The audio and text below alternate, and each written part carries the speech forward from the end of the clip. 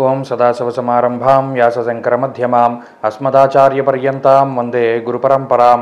జ్యోతిషశాస్త్రాన్ని భావితరాల వారికి ప్రసాదించిన ఋషుల యొక్క పాదపద్మాలకి నమస్కారం చేసుకుంటూ, అలాగే నాకు ఈ జ్యోతిష విద్యను నేర్పిన గురువర్యులు జ్యోతిష బ్రహ్మ కీర్తిశేషులు శ్రీ ఈరంకి సూర్యనారాయణమూర్తి గారు, సూర్యశ్రీ దైవజ్ఞ గారి యొక్క పాదపద్మాలకి నమస్కారం చేసుకుంటూ, ఓం శ్రీ మహాగణాధిపతి నమః, శ్రీ గురుభ్యో నమః, హరి ఓం.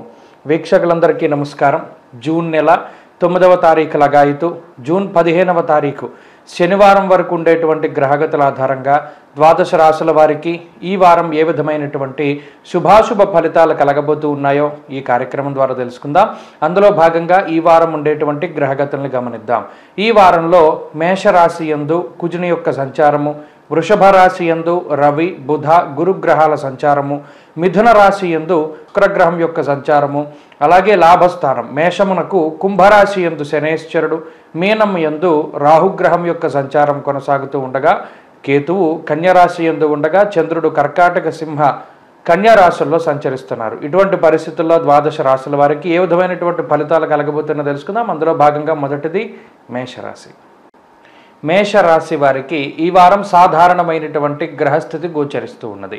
ప్రత్యేకించి ఈ రాశి వారికి జన్మరాశి యందు కుజుడు కొంత వ్యతిరేకమైనటువంటి ఫలితాలను ఇస్తూ ఉండగా, వ్యయస్థానమందు రాహువు, అలాగే 2వ స్థానమందు రవి, 12, 1, 2 స్థానాలు గోచారవశాత్తు పాపగ్రహాలుగా ఉన్నప్పుడు పాపకర్తరి దోషం అనేటువంటిది ఈ రాశి వారికి ప్రధానంగా వస్తుంది. దానివల్ల ఈ రాశివారు ప్రత్యేకించి మానసికమైనటువంటి సమస్యల్ని ఎక్కువ అనుభవించవలసి ఉంటుంది. వ్యయ ధన జన్మరాశుల యందు గోచారవశాత్తు రాహు కుజ రవిలు ఉన్నప్పుడు కూడా శారీరకమైనటువంటి పీడ కొంత అధికంగా ఉంటుంది. అనగా ఈ 3 గ్రహాలు కూడా అగ్ని సంబంధమైనటువంటి గ్రహాలు కాబట్టి వేడి వల్ల వచ్చేటువంటి సమస్యలు, అవి చర్మ సంబంధిత సమస్యలు కావచ్చు, శరీరంలో ఉష్ణోగ్రతలు పెరగడం వల్ల వచ్చేటువంటి వాత పిత్త కఫ సంబంధమైనటువంటి వ్యాధులు కావచ్చు, ఇలా శరీరం కొంత అనారోగ్యం బారిన పడడానికి ఈ గ్రహస్థితి ఎక్కువగా అవకాశాన్ని కల్పిస్తూ ఉంటుంది. ఉడుకు జ్వరాలు వస్తూ ఉంటాయి, లేదా ఎండ వల్ల వచ్చేటువంటి డిహైడ్రేషన్, లేదా చర్మ సంబంధిత సమస్యలు, విద్యుత్తు అగ్ని పదునైనటువంటి వస్తువుల వల్ల ఏర్పడేటువంటి గాయాలు, ఇటువంటి వాటికి కొంత ఆస్కారం ఉంటుంది. కాబట్టి ప్రత్యేకించి ఈ వారంలో మేషరాశి వారు ఆరోగ్యపరమైనటువంటి శ్రద్ధ అధికంగా తీసుకోవాలి. మితంగా కావలసినటువంటి సమయంలో మాత్రమే ప్రయాణాలు చేస్తూ ఉండడం చెప్పదగినటువంటి సూచన.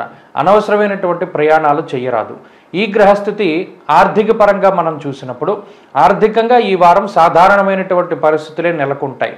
లాభస్థానమందు శనేశ్వరుడు, ధనస్థానమందు గురువు, అలాగే బుధగ్రహం కూడా ఈ రాశి వారికి ఆర్థికంగా ఉపయోగపడుతూ ఉంటారు. ప్రత్యేకించి ఆర్థిక లోటు అనేటువంటిది ఈ వారం ఎట్టి పరిస్థితుల్లోనూ కనబడదు.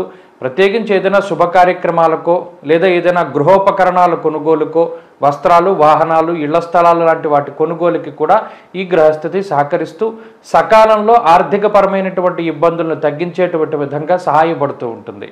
అలాగే కుటుంబపరమైనటువంటి విషయాలు సాధారణంగా గోచరిస్తూ ఉన్నాయి. కోపం అధికంగా ఉంటుంది.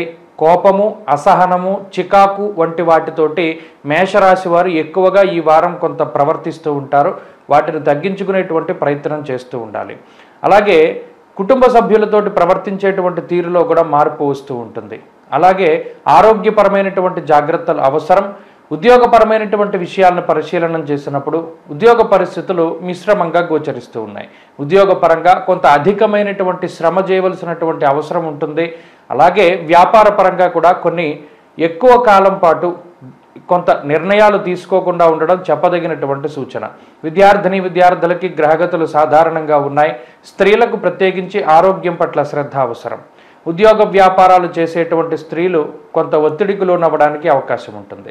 మేషరాశి వారి ఈ వారం మరింత అనుకూలమైనటువంటి ఫలితాలను సాధించడానికై లక్ష్మీ నరసింహస్వామి వారి యొక్క ఆరాధన చేస్తూ ఉండడం చెప్పదగినటువంటి సూచన. ఈ వారంలో కలిసి వచ్చేటువంటి రోజు బుధవారంగా చెప్పవచ్చును. అదృష్ట సంఖ్య 4, అదృష్ట వర్ణము లేత ఆకుపచ్చ రంగు.